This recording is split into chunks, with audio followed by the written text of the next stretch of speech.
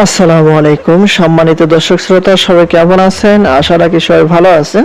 নবম pay scale 2026-27 অর্থ বছরে যে বাজেট হচ্ছে সেখানে নবম পে স্কেল নিয়ে কি আলোচনা করা হচ্ছে আর কবে নাগাদ এটি গেজেট প্রকাশ করা হবে, এখানে বিস্তারিত কি আলোচনা করা হয়েছে সকল কিছু আপনাদের মাঝে জানানোর চেষ্টা করব। আশা করি ভিডিওটি মনোযোগ সহকারে শেষ পর্যন্ত দেখার চেষ্টা করবেন। আর আমাদের চ্যানেলটিতে নতুন হয়ে থাকলে অবশ্যই চ্যানেলটি সাবস্ক্রাইব করে রেখে পাশে থাকা বেল আইকনটি অন করে রাখবেন।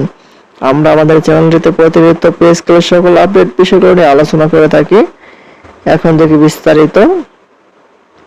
দেখতে পাচ্ছি বলা হয়েছে মানিকগঞ্জে নবম পে স্কেলের চূড়ান্ত সুপারিশ গেজেট প্রকাশ ও দ্রুত বাস্তবায়নের দাবিতে প্রতিনিধি সমাবেশ ও আলোচনা সভা অনুষ্ঠিত হয়েছে। বাংলাদেশ সরকারি কর্মচারী কল্যাণ সমিতির মানিকগঞ্জ জেলা শাখার আয়োজনে মা ও শিশু কল্যাণ কেন্দ্রে সমাবেশ হয়। সমাবেশে প্রধান অতিথি ছিলেন কেন্দ্রীয় কমিটির আহ্বায়ক আব্দুল মালেক এবং প্রধান বক্তা হিসেবে বক্তব্য দেন সদস্য সচিব আশিকুল ইসলাম। সভাপতিত্ব করেন জেলা শাখার আহ্বায়ক মোহাম্মদ ফরিদুল ইসলাম। স্বাগত বক্তব্য দেন সদস্য সচিব মোহাম্মদ আজিজুর রহমান। আর এছাড়া বিভিন্ন পেশাজীবী অন্যান্য কর্মচারী সংগঠনের নেতারা উপস্থিত ছিলেন। বক্তারা বলেন যে প্রায় 22 লাখ সরকারি কর্মচারী দীর্ঘদিন ধরে বেতন কাঠামোতে পণ্য বিন্যাসের অপেক্ষায় রয়েছেন।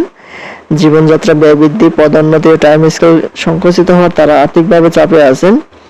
শিক্ষা, চিকিৎসা, বাসা ভাড়া ও গ্যাস, বিদ্যুৎ সহ নিত্য প্রয়োজনীয় খরচ বহন করা কঠিন হয়ে পড়ছে। প্রধান অতিথি আব্দুল মালেক বলেন, নতুন পুনর্গঠিত কমিটি যেন দ্রুত সুপারিশ করা সরকারের কাছে জমা দেয় এবং পে স্কেল বাস্তবায়নে কার্যকর ভূমিকা রাখে। তিনি আরো বলেন, রাষ্ট্রের উন্নয়নে সরকারি কর্মচারীদের অবদান গুরুত্বপূর্ণ হলেও দীর্ঘ 11 বছর ধরে বেতন কাঠামো হালনাগাদ হয়নি।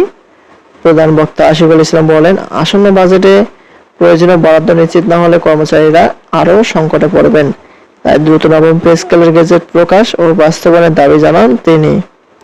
আর সমাবেশে বক্তারা একযোগে দ্রুত পে স্কেল বাস্তবায়নের জন্য সরকারের প্রতি আহ্বান জানান। আর প্রধানমন্ত্রী তারেক রহমান এ বিষয়ে এখনো পর্যন্ত কোনো বক্তব্য দেননি। কবে নাগাদ গেজেট প্রকাশ করা হবে, সংসদেও আলোচনা হচ্ছে এটি নিয়ে।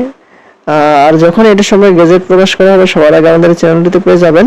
তাই দেরি না করে যদি আমাদের চ্যানেলটিতে নতুন হয়ে থাকেন অবশ্যই চ্যানেলটি সাবস্ক্রাইব করে রাখবেন। আজকের মতো পর্যন্ত সবাই ভালো থাকবেন, সুস্থ থাকবেন। ধন্যবাদ সবাইকে। আসসালামু আলাইকুম।